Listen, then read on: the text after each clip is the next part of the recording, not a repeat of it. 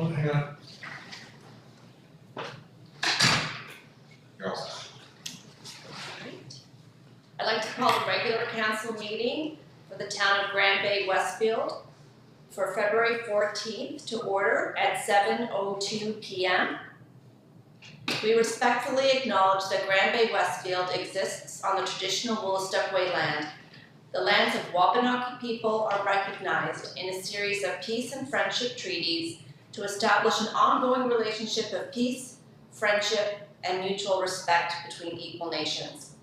The river that runs by our town is known as Woolastoq, along which live the Woolastoqua, the people of the beautiful and bountiful river. We, the staff and elected representatives, pay respect to the elders, past and present, and descendants of this land. Good evening, everybody. Happy Valentine's Day.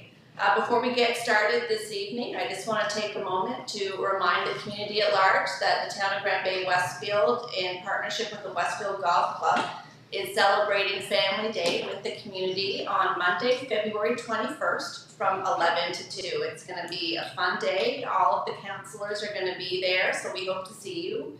We're going to have a snowman making contest. We'll have marshmallow and hot dog roasting. There'll be snowshoeing by the Boy Scouts, and the Girl Guides are going to be there doing taffy pulling and hot chocolate. So Grassroots Grill will be open for the duration of the event as well, so I really hope to see you all there. Item 4, record of attendance. Let the record reflect that all councillors are in attendance this evening.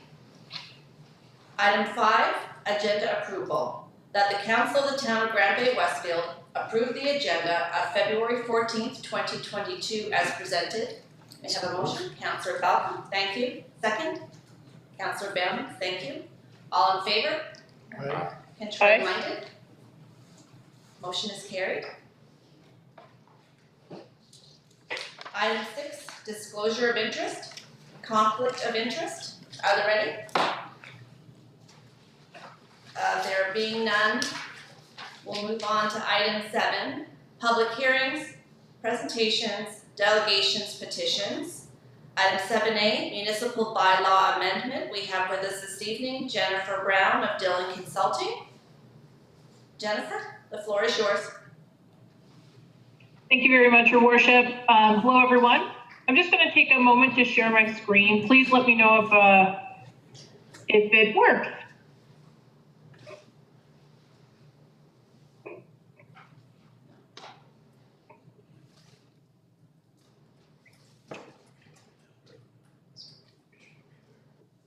Are you able to see the presentation screen? Yeah, looks good, Jennifer. Thank you. Great, wonderful. All right. So Council, Your Worship and Council, thank you for having me this evening. I'm going to go through a set of amendments presented to you this evening to give you a bit of an overview and then give you some action items at the end. There are proposed amendments in total to your municipal plan,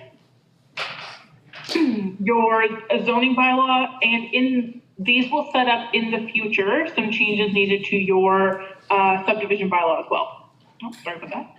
So the municipal plan amendment and the zoning bylaw amendments, as well as the subdivision bylaw amendments, the impetus for one of the big changes is the removal of this infrastructure charge that's affecting Colonel Nays Boulevard. So I understand that this was brought forward as a request of council. So we'll need to essentially this evening initiate the process for removing that language from the municipal plan.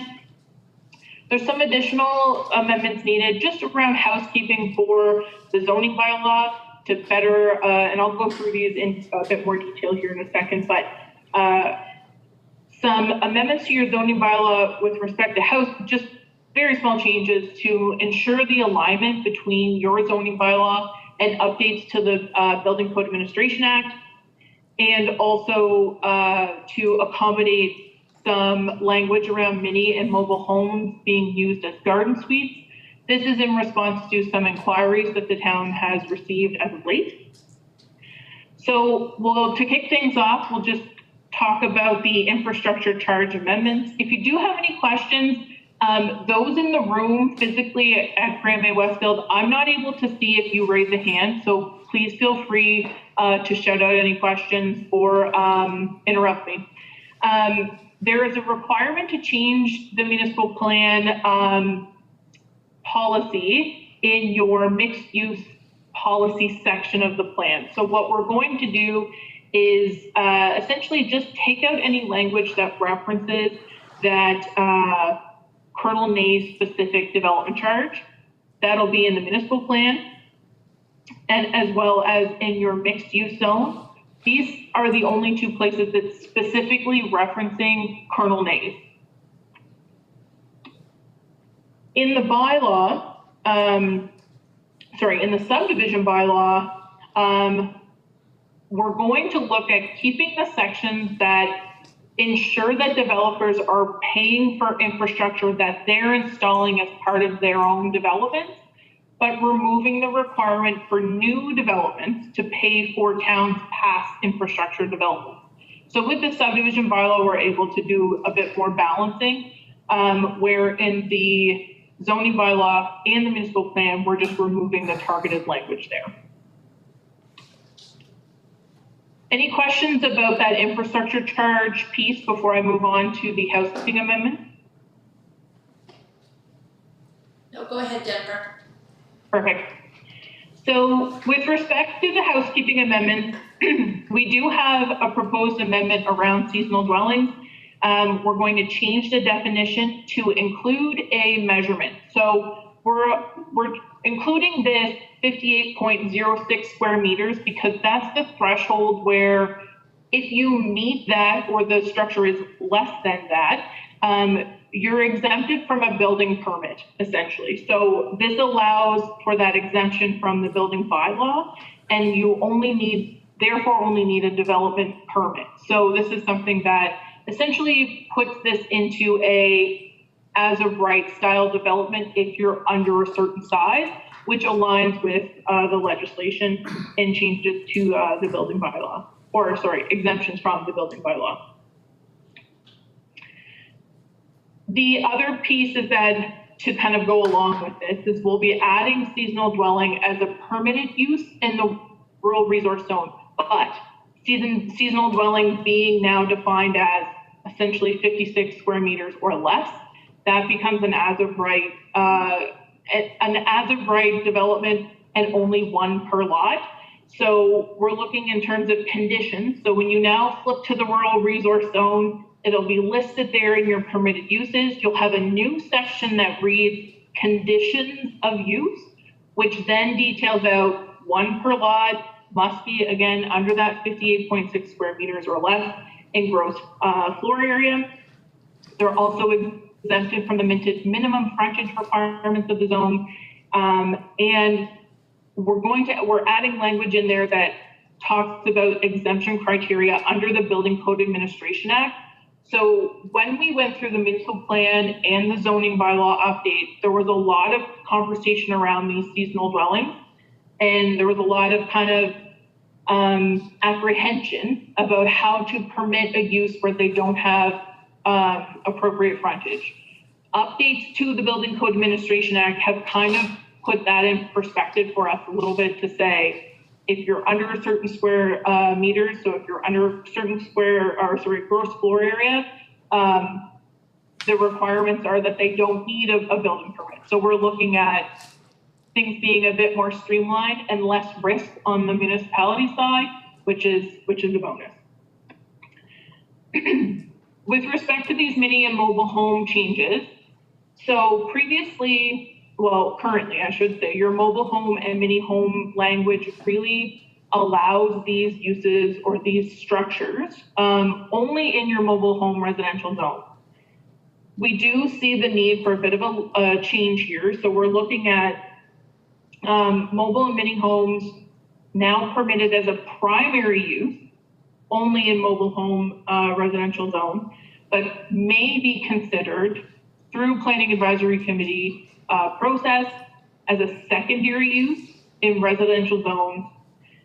So we're looking at this because there is a lot of inquiries coming through your door asking about whether or not we can allow a mini or mobile home in the rear yard as a garden suite for aging relatives, for temporary use, something along those lines. We needed to add language to the zoning bylaw to better accommodate that. Putting this in a conditional category allows for that mechanism of PAC to include conditions that will curb any possible impacts to the surrounding neighborhood. So what that generally looks like is going to be that they have to be in the rear yard behind the building line. The setbacks will need to be aligned. In some circumstances, then PAC may want to put up a buffering clause, or perhaps even require that the mobile or mini home that's used as a garden suite is of a newer classification. So there is possibility that they can just ask for it to be a new mini home only. We understand. Jennifer, can I interrupt you for just a moment? John Enswind has a question for you. Absolutely. Hey, Jennifer. Jennifer, could you just clarify, perhaps we need a definition or something. I think everybody generally understands what a mobile home is. Could you distinguish then the difference between a mini home and what many people may see on TV as a tiny home? So your tiny home is generally under your 58.06 square meters. So in general, they should be exempted from the building code in order for them to be used in a Canadian municipality. That's the trouble kind of with this tiny home classification, is that we've yet to figure out a way, blanketed, we've yet to figure out a way to ensure that they meet building codes. So they're generally built at a smaller footprint so that they can be exempted under the building code. A mini home is essentially one step up from that. A mini home, by definition, is just essentially smaller than a mobile home, has defined parameters with respect to width and depth, because it's defined by the Motor Vehicle Act, how it can travel on public roads. Your mini home also can travel on public roads, but doesn't require special permissions to travel because the width doesn't overrun a single lane. Does that answer your question, John? Yeah, no, just looking for clarification here on some of those distinguished, why they're distinct.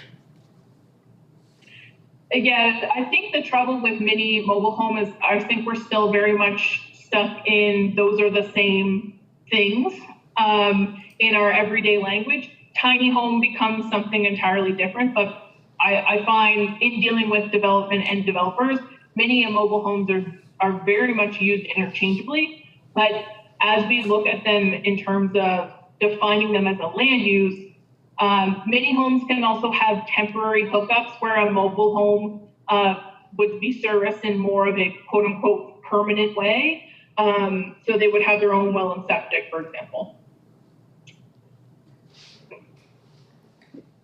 Thank you, Jennifer. So, yes? No, thank you. You can continue. Oh, okay.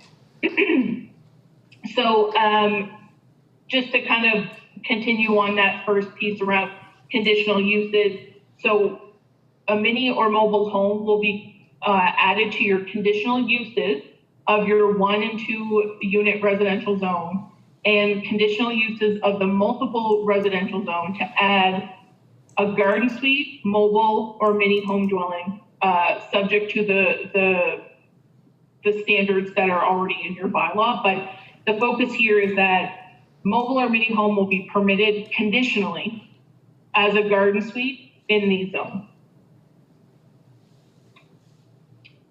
Any questions on those housekeeping amendments before I talk about process?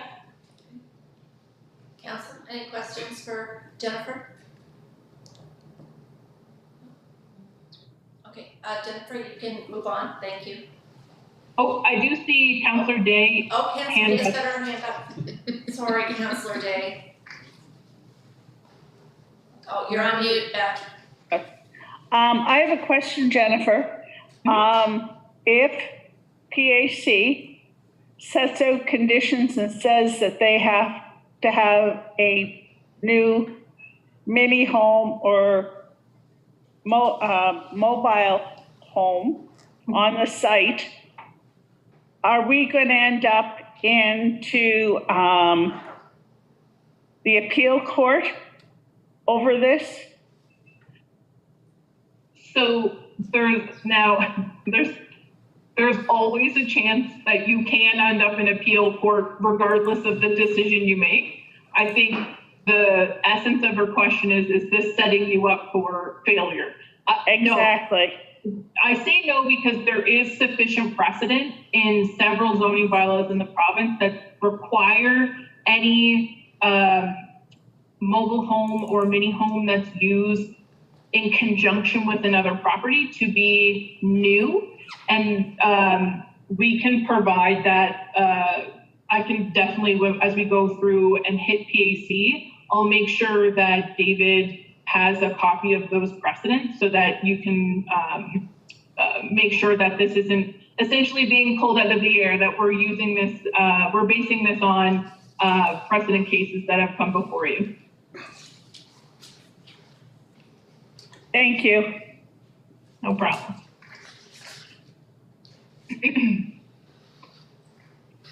So, couple notes here that I think as we look at process, couple of things to keep in mind.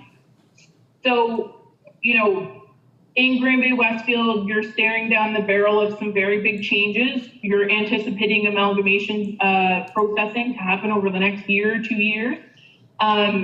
Your municipal plan and zoning bylaw and your other bylaws are going to be looked at through that process. So, I think that's important to kind of keep in your back pocket as we go through this amendment process. With respect to these amendments, we've got you've got your full suite of processing styles presented to you in this package. This evening, we're essentially asking you to open the public comment period for the required municipal plan amendment to remove the language around the infrastructure charge from your municipal plan. So that's step one. Those are your municipal plan amendments. This counts as the public presentation that initiates that 30-day comment period. Then you'll have your 30-day period, and then you will see either myself or your David Taylor in front of you, asking you to refer to this package as well as the housekeeping package, amendment package to PAC for their review.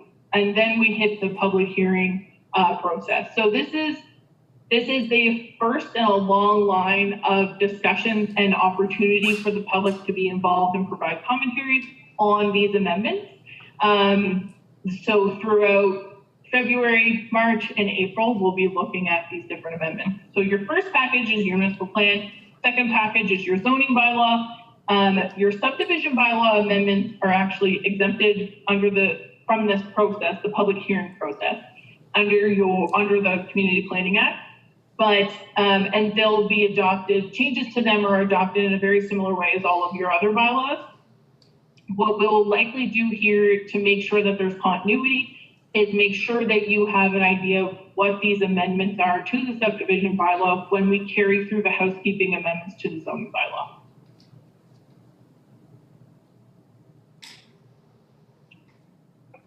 So that's it for me. If you do have any questions, I'm very happy to hear them. Thank you, Jennifer. I just want a clarification around the process surrounding the removal of that language regarding the infrastructure development charge on Colonel Nace. So there's this very robust process that has to happen, and it will allow us to align the municipal plan bylaw and the subdivision bylaw and the zoning, etc. So this obviously takes time. Now, it's the intention of council to have that, even though it's going to take time up until April and May for the actual bylaws to be passed with the new language or with the language removed, the intention is for that to be retroactive to Jan 1st. Okay. So is there, I guess the question back, Your Worship, would be, if there is an application that has come through along Colonel Nays, I think that's a conversation we can have offline as to how to kind of process that through. But keep in mind that the way applications generally work is that an application, the bylaws that are in effect on the date that the application is made are the bylaws that the application is generally reviewed under.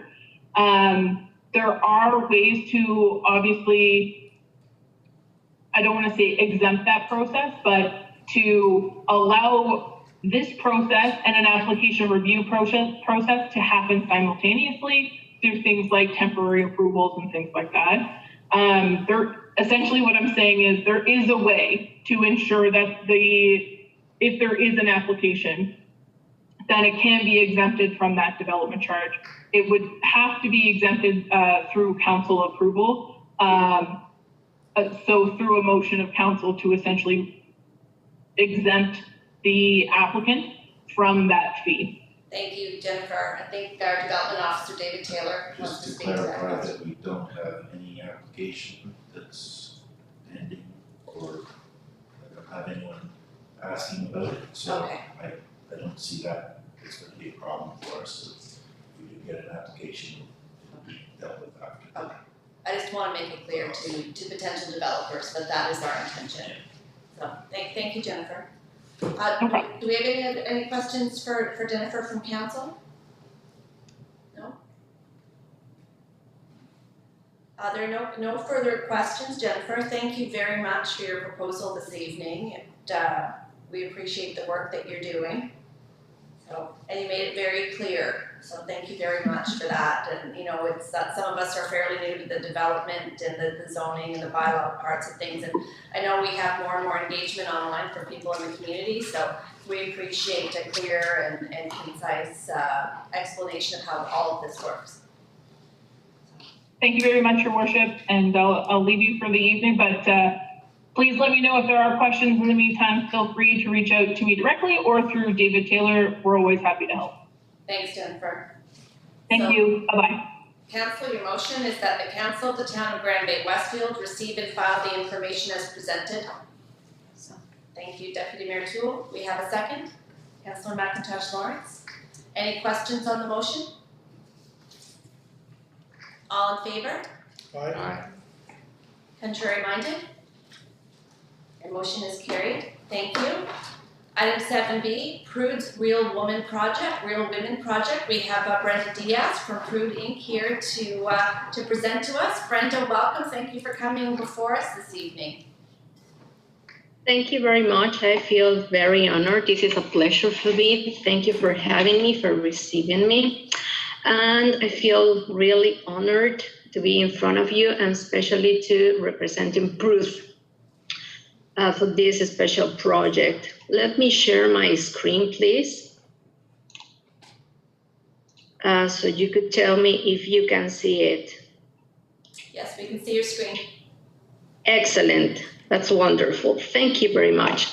Well, first of all, about Prude. Since 1981, Prude has worked to sustain this environment of diversity, equality, respect, inclusiveness without our programs. This variety of programs is to focus on diversity, anti-racism, skill development, and social inclusion, because we want to increase this awareness in public institutions, schools, organizations, general public.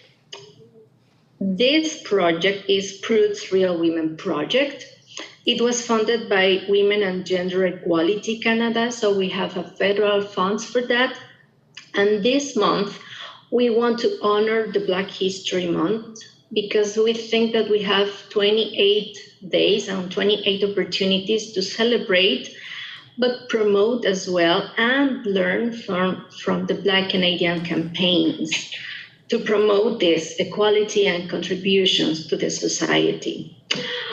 Why is the title? Why Real Women? This is an acronym and it's under construction because we want to hear about the participants what do they think about women in general, what these letters stand for them. So this was an example in a class that we made, and they were telling us that R is for resilience, responsible, respect, reasonable, etc. So that's why it's under construction, because we want to hear those voices of these participants.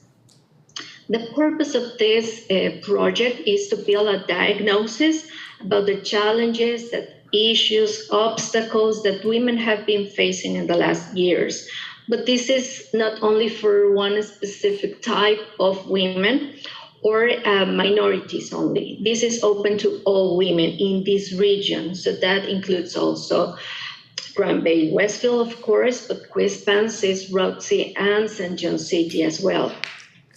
The idea is to address and remove the systemic barriers that delay the progress and the advancement of women. And how are we going to do that? Because we are establishing a committee that will bring our recommendations to municipalities. And PRUD obviously wants to work with the municipalities to implement the project. The actions, the strategies, everything that is needed to remove these systemic barriers.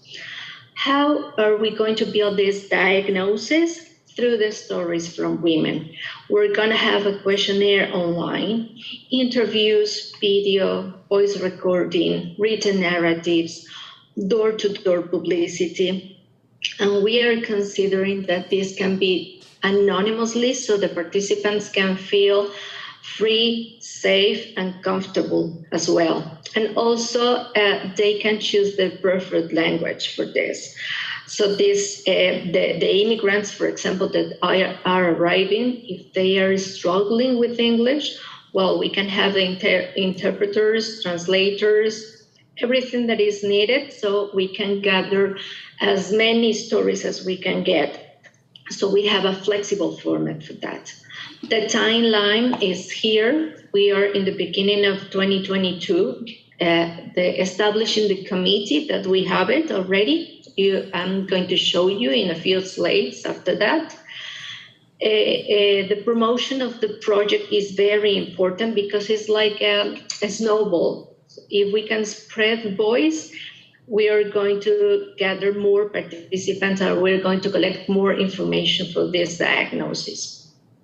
The monthly meetings for the committee is starting on April, and by July, we will be able to develop the pilot recommendations.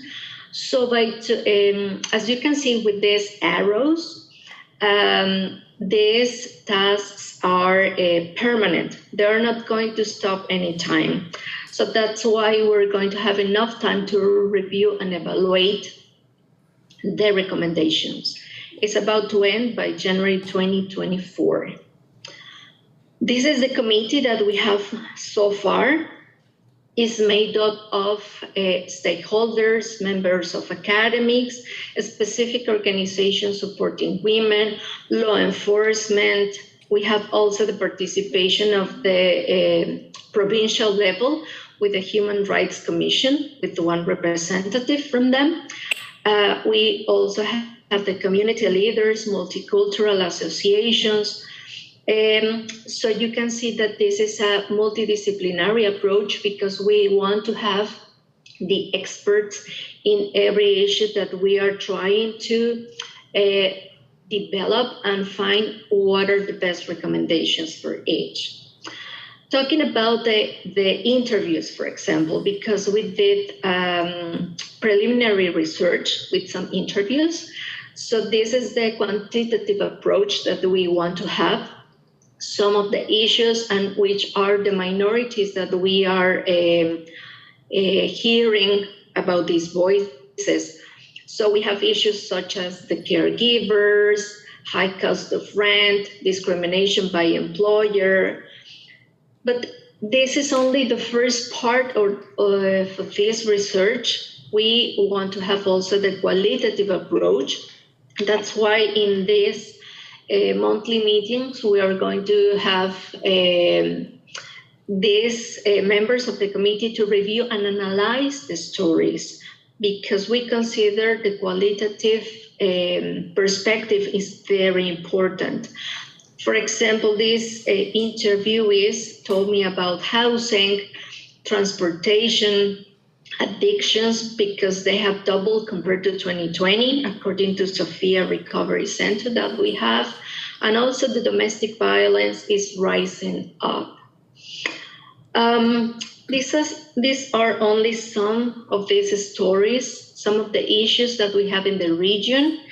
For example, one victim of domestic abuse told me that in the middle of the winter outside of her house, because the husband kicked her out, she called the police. She wasn't wearing any boots or jacket, and the police told her, "I don't see any bruises." No.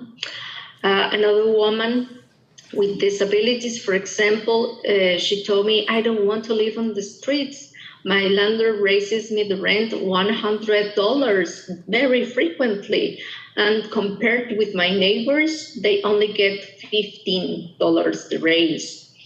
Another woman, for example, told me, "My husband is always angry. I learned to be quiet."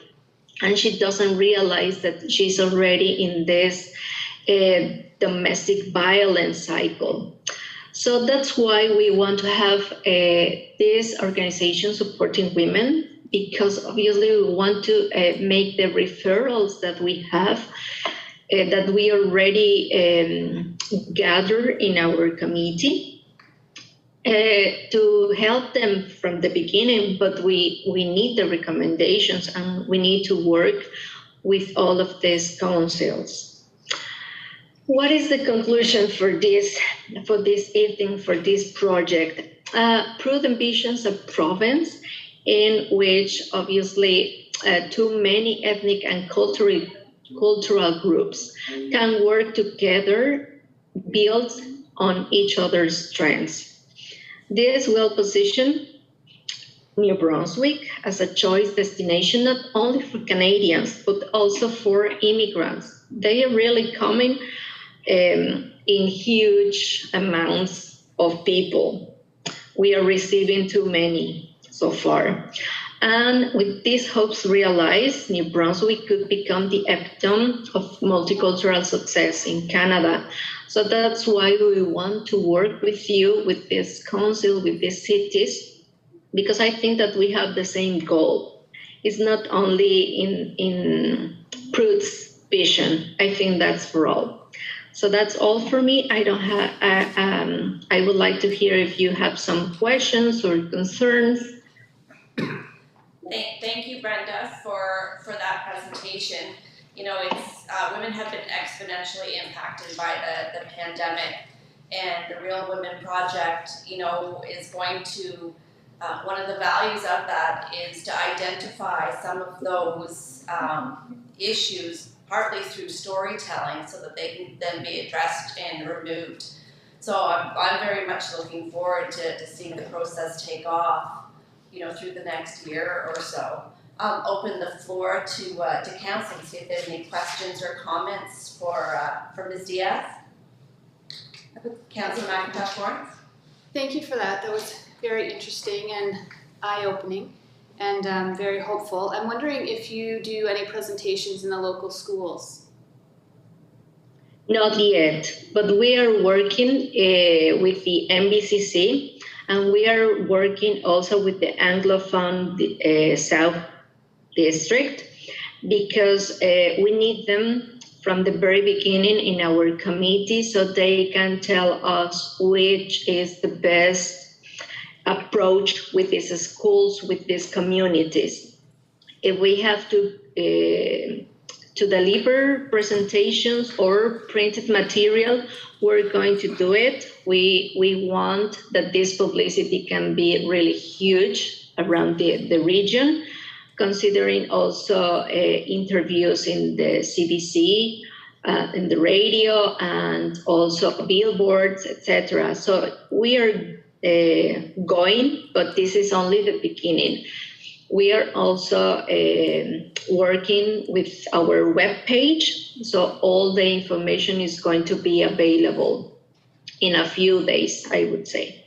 Okay, yeah, that's great. I think it's key to get the information out there in high school, even middle school, some of these issues start. Exactly. Thank you. Thank you. We have any other questions or comments from council? Well, I just want to make sure I didn't miss Councillor Day. Councillor Day is virtual this evening, so I've missed her a couple of times so far. I wanted to make sure I didn't do it this time. So, No, you didn't. okay, good. That's good. Brenda, thank you again so much for the work that you're doing on behalf of women everywhere, not just here in New Brunswick, but across the world. Anything that we can do to move the needle on these important issues is really important. So look forward to hearing further reports as you continue on with your work. Thank you very much. And of course, I will keep in touch with the council and telling you about our progress on this project. Thank you very much. Thank you. Have a good evening. Thank you. Thank you. So the motion on the table is that the council of the town of Grand Bay-Westfield receive and file the information as presented. So moved. So Thank moved. you. Thank you, Councillor Bellmans. We have a second from Councillor Day. Thank you. Any questions or comments on the motion? All in favor? Aye. Contrary minded? Motion is carried. Thank you. Item 8, minutes of previous meeting. 8A, regular council meetings of January 24th, 2022. That the council of the town of Grand Bay-Westfield adopt the minutes of the regular meeting of January 24th, 2022 as presented. So moved. I think Councillor Balcom got the first motion. May I have a second? Second. Okay, Councillor Day, thank you very much. All in favor? Aye. Contrary minded? Motion is carried. Thank you. 8B, email pool sewage payment plan. The motion is that the council of the town of Grand Bay-Westfield ratify the email poll sewerage payment plan. Do we have a motion? So moved. Thank you, Councillor McIntosh Lawrence. We have a second. Thank you, Deputy Mayor Toole. Do we have any questions or comments on the motion? I just want to let people know that with the sewage payment plan, people will be able to pay their sewage account over 7 months, resulting in a payment of $50 per month for each account, just for the information of anybody watching. All in favor? Aye. Contrary minded? Motion is carried. Thank you. Item 9, unfinished business. There being none, we'll move on to item 10, bylaws. 10A, municipal bylaw number 121 amendment. The motion is that the council of the town of Grand Bay-Westfield establish the date of March 14th, 2022 for a public presentation for a proposed amendment to the municipal plan bylaw number 121 to remove policy IS-1. Do I have a motion? Thank you, Deputy Mayor Toole. Do we have a second? Second. Thank you, Councillor Balcom. Any questions or comments on the motion? All in favor? Aye. Contrary minded? Motion is carried. Thank you. We have item 11, new business recommendations. Item 11A, mandate letters, communications. The motion is that the council of the town of Grand Bay-Westfield approve the communications mandate letter. May I have a motion? Deputy Mayor. Moved. Okay. Thank you, Councillor Day. May I have a second? Thank you, Councillor McIntosh Lawrence. John, if I could get you to speak to the mandate letter, and then maybe we will introduce our new communications officer. Certainly, Your Worship. The mandate letter is part of the process that's been established here at the town to ensure that the priorities and goals the council has as outlined in the strategic plan are implemented. And the mandate letter is one way for council to see what members of the leadership team are to achieve over the course of this year to implement the plan.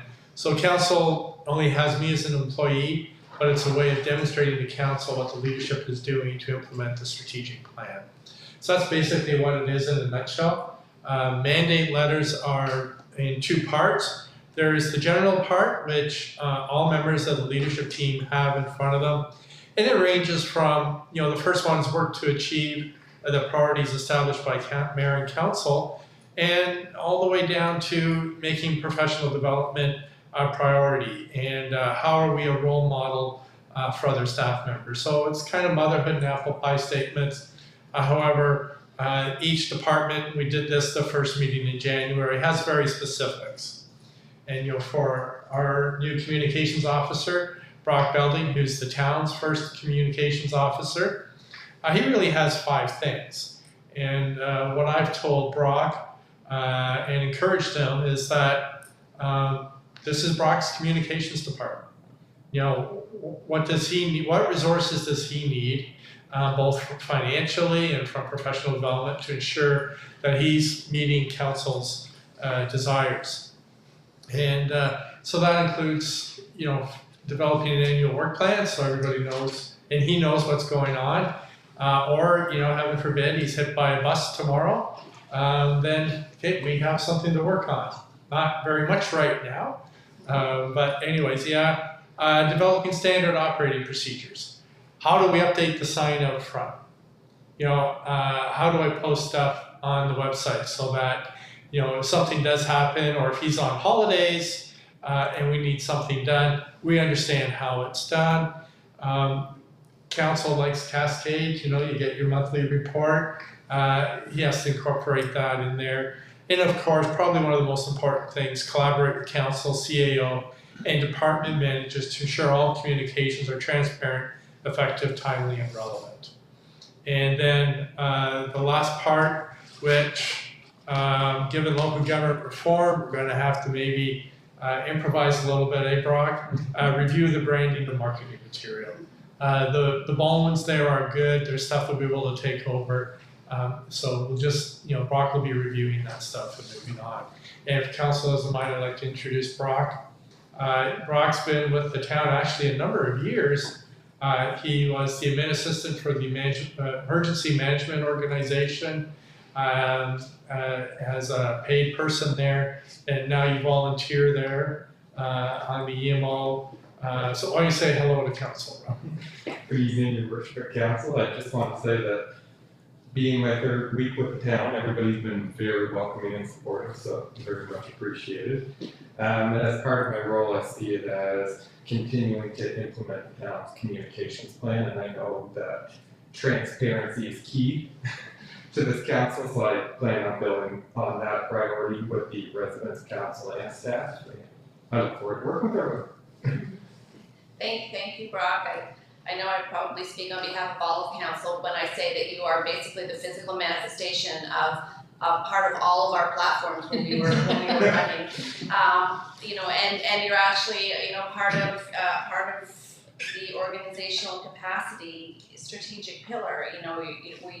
We all talked about increased transparency and communication and making sure the community knows what we're doing, when, and why. So we're just thrilled to have you here to help us move that part of our strategic plan forward, and welcome. We're very happy to have you here. Do we have any other comments for this particular item? Well, I just want to emphasize welcome, Mark. We're thrilled to have you here. All in favor? Aye. Contrary minded? Motion is carried. Thank you, council. 11B, surplus property, 473 Narrapus Road. The motion is that the council of the town of Grand Bay-Westfield advise the Provincial Property Services Branch that the town is not interested in acquiring PID 00113928. Do I have a motion? So moved. Thank you, Councillor Bellmans. Second. Thank you, Councillor Balcom. John, if I could get you to speak on this. Your worship, and I'll trust our development officer to correct me where I'm wrong. This is property that is just north end of town. It does not have direct access to the Narrapus Road. And further, the development officer just informed me today that there's a deep ravine on that property that would be difficult to utilize. So we don't have a rationale to make it a part of the town's inventory. So we're recommending that council pass on this opportunity. Thank you, John. Do we have any questions or comments on the motion? No? Okay. All in favor? Aye. Contrary minded? Motion is carried. Thank you. Item 11C, Canada Games Aquatic Centre appointment. The motion is that the Council of the Town of Grand Bay-Westfield appoint Gillian Miller as the representative for the Town of Grand Bay-Westfield on the board for the Canada Games Aquatic Centre. Do I have a motion? Thank you, Deputy Mayor Toole. Do I have a second? Councillor Bellmans? Thank you. Any questions or comments on the motion? Quick comment. Yes. And I'm really pleased to see people stepping up for these roles in the town. And this is how I first started getting involved with the town. I was a member of this board for a number of years. And it's great. It's a really good opportunity to see kind of how the government works with the town and with the region. So it's really pleased to see people stepping up for this. So. Thank you. Do we have any other questions or comments? All in favor? Aye. Contrary minded? Motion is carried. I'd like to take a moment to congratulate Gillian Miller as being a successful candidate for representative for the town on the board. And Gillian, thank you for stepping forward. We need more people engaged in the town when we have a call to action for volunteers. So thank you very much for filling that role. Item 11D, Regional Service Commission Enhancement Support. The motion is that the Council of the Town of Grand Bay-Westfield authorize the Mayor and CAO to engage GemTech to provide regional collaboration, Pillar 2, support on an hourly basis based on the CAO's request for an amount not to exceed $10,000 in total. Do I have a motion? So moved. Thank you, Councillor Bellmans. Do I have a second? Thank you, Councillor McIntosh Lawrence. John, will you speak to this one too, please? Thank you, Your Worship. Local government reform is fairly comprehensive. There's a lot of stuff, and when you look at the proposed changes to the Regional Service Commission, it covers a lot of area from how do you address poverty, recreation issues, security, protective services, and these are areas that we don't always have the expertise in, or I may not always have the time to dedicate the necessary work to. So all I'm asking for, and all our administration is asking for, is support to lean on a team of people who have, over, I'm going to say maybe 110 years of municipal experience, just to provide expertise, support, and whatnot. And really, it's for two reasons. One is, how do we protect the interests of the town? And number two, how do we ensure that that however the Regional Service Commission is going to be structured, it's in the best interest of everybody. So I'm just asking that I have limited time, limited resources, limited expertise. It's nice to have more, especially with something that is going to be a generational change. Do we have any questions or comments on the motion for John? I just want to emphasize too that this is important to increase our bench strength in this regard. I know other municipalities that are bigger than us have more staff resources at their fingertips to do that. So in order, like as John said, to protect and enhance our interests in local government reform process, we need this because we need to know what the assets are, and there's so many layers to this onion. We need some bench strength to make sure that we get them all. So, all in favor? Aye. Contrary minded? Your motion is carried. Thank you. Council. Oh, you're welcome. Item E, local government reform update. And the motion is that the Council of the Town of Grand Bay-Westfield accept the report as information. Thank you, Deputy Mayor Toole. Do we have a second? Second. Thank you, Councillor Balcom. Sorry, I'm just pulling up the report here. So this So this update has to do with the Transition Advisory Committee. So the advisory committee is made up of 2 representatives from Grand Bay-Westfield Council, and that's myself and Deputy Mayor Toole, and 2 members of the Local Service District Advisory Committee, and that's Louis Gijou and Shelley Totten. And we had our first transition meeting with our transition leader and Bill Thompson last week. So we talked about, there are a number of things we talked about, the boundary alignments, the size of council, the type of council, and the legal name. So we talked about where the boundary was in terms of, is it, right now it looked like it was the middle of the Campbell-Britton Road, and what that actually looks like. So it's actually properties on both sides as well as side streets leading off of that. We talked about the size of council, and the size of council was agreed upon with the addition of 1 member of council representing the area around Britton Road and Campbell Road. And so that also leads to the type of council. So there was consensus amongst the advisory committee that there would, for this election, there'd be a ward for that that new area that's going to be coming within the boundaries of what is called Entity 51.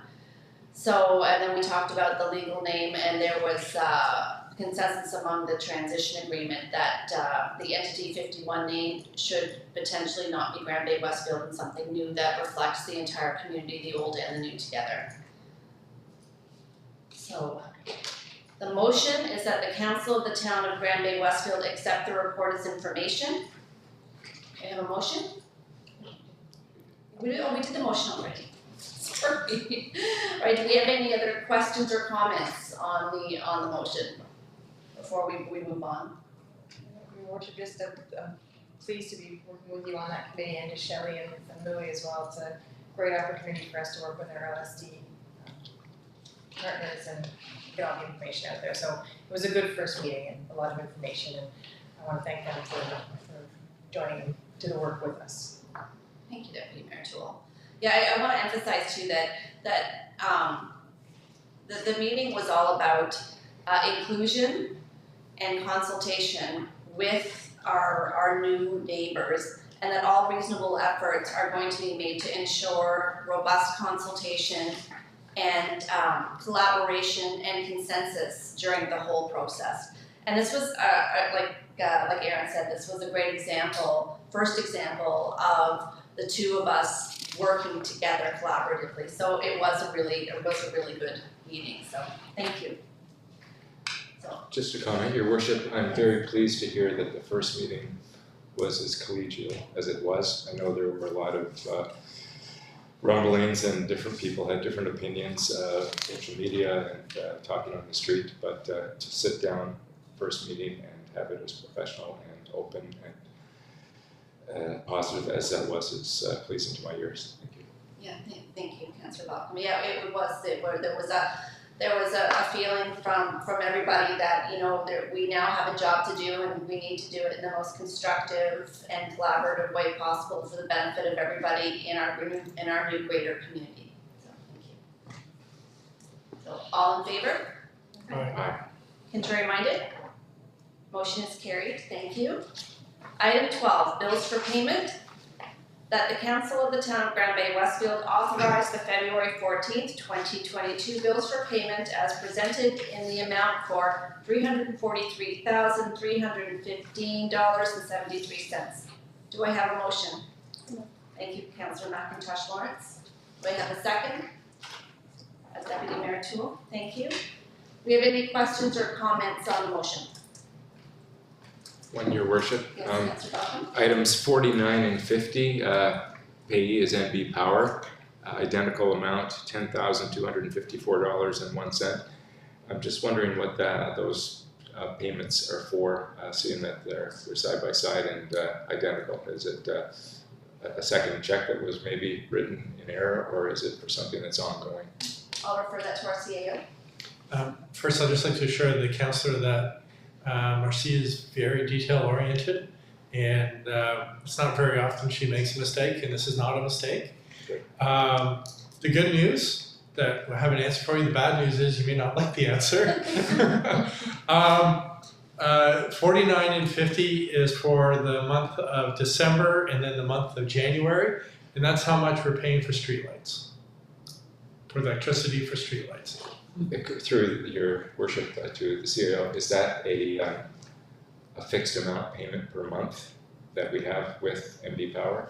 I'm not sure if Greg was, Greg, would you happen to know if that's a fixed, like, do we do an annualized payment plan, or are we paying as we go? Do you know the answer? Your worship, I'm sorry, I don't know if that's a fixed fee or a monthly fee. I'd have to check with Marcia myself. Sorry. Sorry, Bruce? It's a fixed fee. So that's every month for streetlights. So we pay $124,000 a year on streetlights for electricity. Wow. And again, through your worship to the CAO, are they all LED? They were changed a lights? number of years ago, weren't they? Yeah, they were. Imagine what we'd be paying. Yeah. If I may, Your Worship. Yes. There's a number of municipalities in the States that have gone to solar power for a chain of lights, and that's met with mixed success. In the southern climes, it's been working well, and then in the northern climes, it hasn't been working as well. And apparently, what they do is that they'll position some of the sensors underneath the street light to provide power to melt the snow off of a surface. But the LED lights don't provide enough power to heat the sensor to be able to trigger the thing to melt the snow. So it's difficult to imagine that happening up here right now with the current technology, unless our works director has new information that I don't. And again, here we're in our northern climate, and we have more sun in the summertime and less in the wintertime. It's something that we are thinking about at various sites, parks that are used, maybe, say, for example, like dog park. It would be on dusk, but eventually, towards the middle of the night, 3 and 4, it'd be off. So there is something like that we are kind of exploring if something comes along through. But to have it for safety purposes along the road for pedestrians and cars, we need something dependable, which that's a motivate now. And just to elaborate, you mentioned about pricing on power. The bill price is probably pretty close to where it is, so we're not paying for power consumption. Most of it is for maintenance, because again, MD Power looks after the maintenance and all that, so the bill's going to be pretty much the same, except it's actually going to reduce the power that the plants need to produce. So it's energy saving there, but most of the cost for MD Power is maintenance. Just go and put a new one in and repair it and all that. So. Thank you, Your Worship. Thank you, Councillor Malcolm. We have any further questions or I just have a comments? quick one. Number 31, the Human Performance Center, the membership, is that for the firefighters on staff? No. Yes and no. This is actually a very generous donation being made by the owners of the Human Performance Center. The agreement is, and I'll defer to the fire chief if I get this wrong, we buy one membership, and every member of the volunteer firefighter department gets access to the Human Performance Center. So that's a very significant donation. That's Yeah, amazing. yeah, and Councillor McIntosh Lawrence, I want to thank you for asking that question, because I didn't know before you had asked that was the arrangement. And, I just want to take this moment to thank the owners of the Human Performance Center,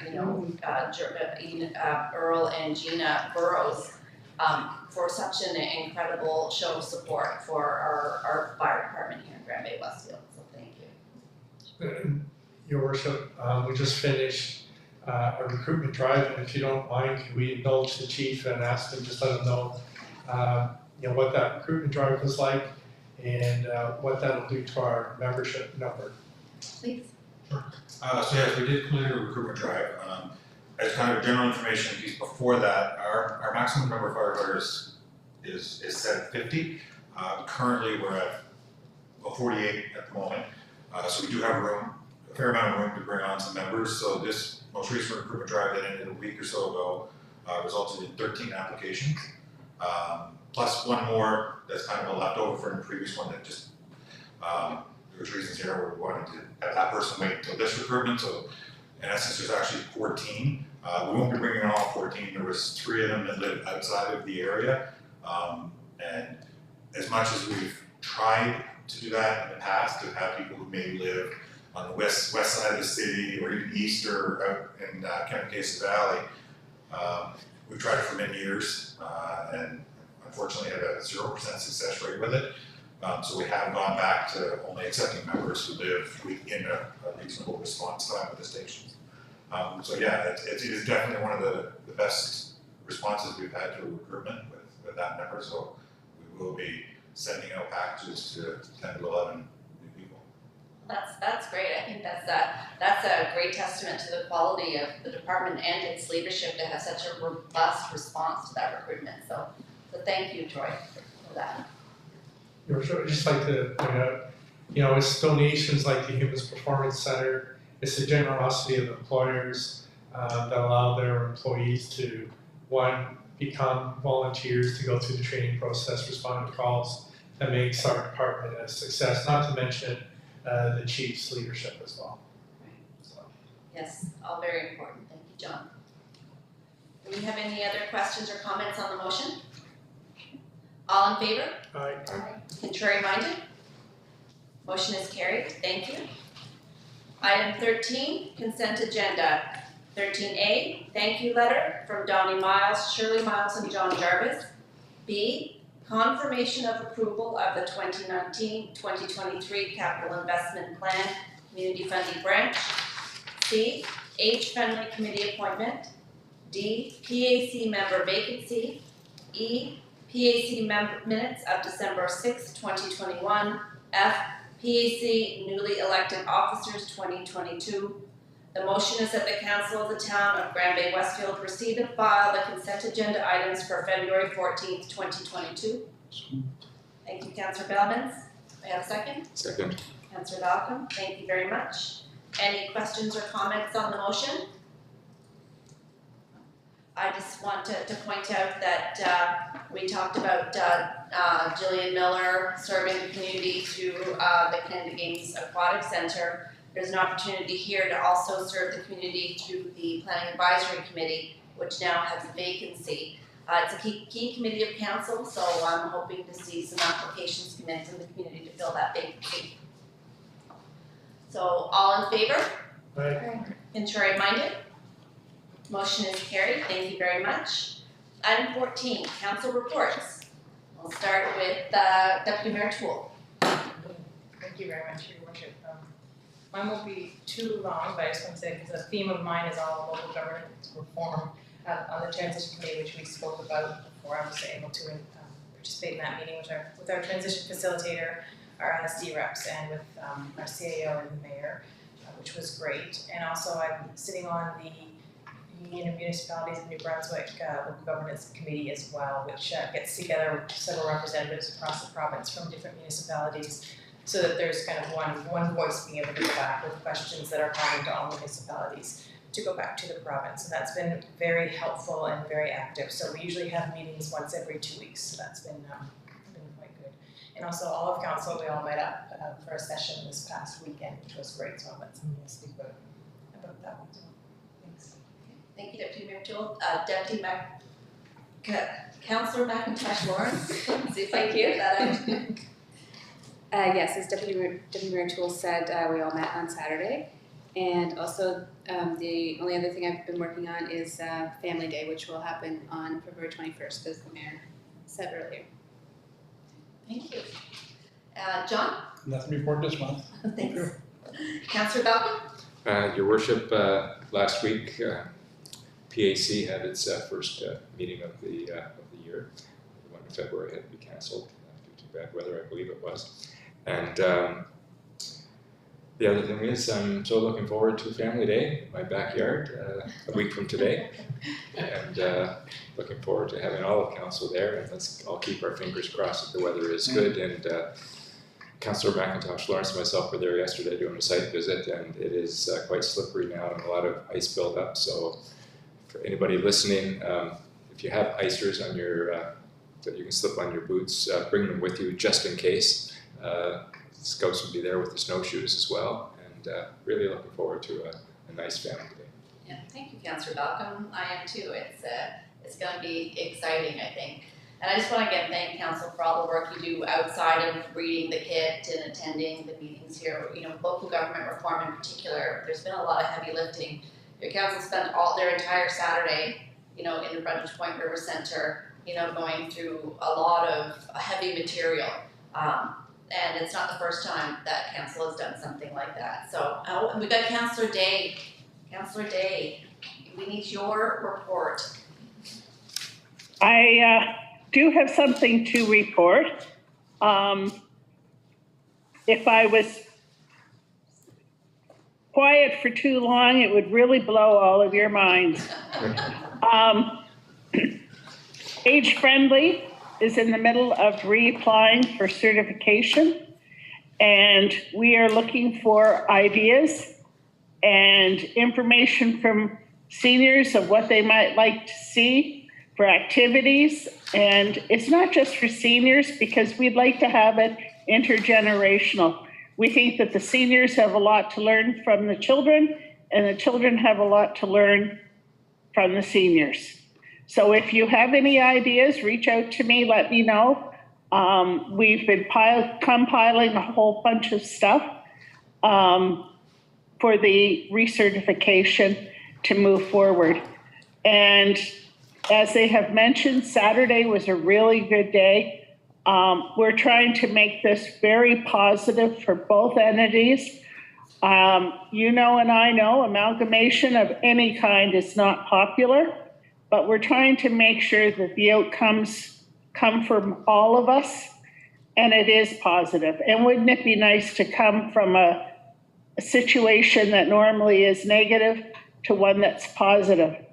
And then we've got Family Fun Day. I think it's awesome to see all the people getting involved and all the things that we can do. So this is just the start. So look forward to seeing you next Monday. Thank you, Councillor Day, and I want to give you an extra thank you for the work that you're doing on the Age Friendly Committee. That designation that we have in Bay-Westfield as an age-friendly community is an important one, and I know there's a lot of work involved in getting that designation renewed, so thank you and to the rest of the committee in advance for the work you're doing on that. Okay, so that's council reports. We'll move on to item 15, business arising from committee of the whole. There being none, we'll move on to item 16, which is adjournment. The motion is that the council of the town of Grand Bay-Westfield adjourn the meeting at 8:10 p.m. Do I have a motion? Thank you, Stephanie. Do I have a second? Thank you, Councillor Bailman. All in favor? Aye. Contrary minded? Motion is carried. Thank you, everybody. I appreciate all the work, the leadership team and council here tonight. So thank you.